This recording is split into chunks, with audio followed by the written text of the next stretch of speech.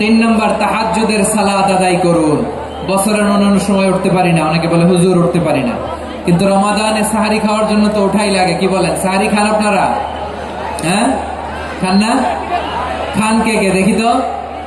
মাশাআল্লাহ মাশাআল্লাহ, এই সুন্নত পালনের জন্য 1 নাম্বার। মাশাআল্লাহ, ঠিক আছে, পালন করবেন। আল্লাহর হাবিব বলেন তাসাহহারু ফাইন্না ফিস সাহুরি বারাকা, তোমরা সাহারি খেও, কেননা সাহারির ভেতরে বরকত ঢুকায় দিয়েছে কে? একটা খেজুর, 1 গ্লাস পানি খেলেও সারা দিন আপনাকে তরতাজা রাখে কে? তো সাহারির জন্য যেহেতু উঠতেই হয়, সাহারি খাওয়ার আগে বা পরে 2 রাকাত 4 রাকাত তাহাজ্জুদ পড়া যাবে না?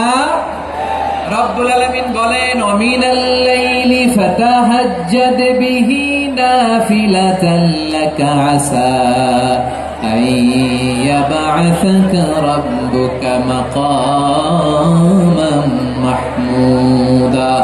ও নবী, রাতের কিছু অংশ সময় তাহাজ্জুদের সালাত আপনি আদায় করবেন, কারণ এই তাহাজ্জুদ হলো আপনার জন্য নাফিলাতাল লাক, অতিরিক্ত ফরজ। আপনাকে মাকামে মাহমুদে অধিষ্ঠিত করবে কে? এজন্য যারা সম্মানিত হতে চান, সম্মানের আসনে যেতে চান, তাদের জন্য তাহাজ্জুদ অবধারিত। আমরা রমজানে সাহারির আগে তাহাজ্জুদ পড়তে চাই কি চাই না? এই নামাজটা আল্লাহ বড্ড ভালোবাসেন, কেন জানেন? কারণ গভীর ঘুমকে স্যাক্রিফাইস করে আমরা এই নামাজ পড়ি। ঘুমের আরবি জানা আছে কারো? ঘুমের আরবিতে কি বলে?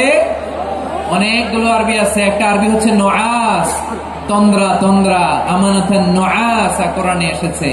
আরেকটা আছে ঝিমুনি, ঝিমুনি, এভাবে ঝিমুনি আসে ঘুমের আগে, এটারে বলে সিনা। এটারে কি বলে? সিনা। স্বাভাবিক ঘুমকে আরবিতে বলে নাউম। স্বাভাবিক ঘুমকে কি বলে? এই সিনা আর নাউমকে আল্লাহ এক আয়াতে এনেছেন, লা তাখুযুহু সিনাতু ওয়ালা নাউম। আল্লাহর তন্দ্রা নাই, ঘুম নাই, ঘুমের আগে যে তন্দ্রা আছে ওইটাও নাই। তাহলে নুআস, সিনা, নাউম পেলাম।